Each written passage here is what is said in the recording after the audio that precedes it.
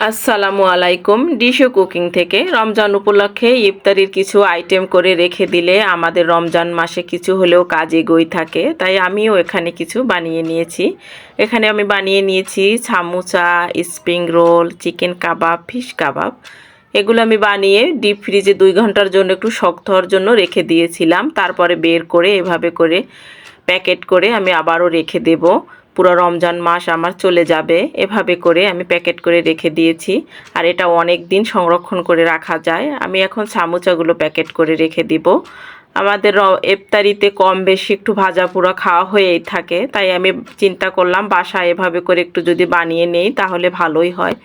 এখানে আমি ফিশ কাবাব আর চিকেন কাবাব এই দুটো এখন প্যাকেট করব। এটা হয়েছে আমার চিকেন কাবাব। আমি চিকেন কাবাবটাকে প্যাকেট করে রেখে দেবো এখন। এই যে দেখেন কত সুন্দর, আর এটা কারোর সাথে একটাও লেগে যাবে না।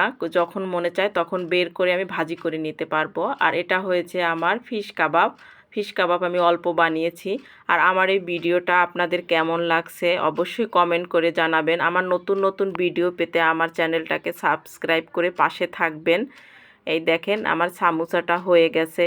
এই যে চিকেন কাবাব, ফিশ কাবাব আর স্প্রিং রোল কতটা সুন্দর হয়েছে। এই তো এখানেই শেষ করলাম। আল্লাহ হাফেজ।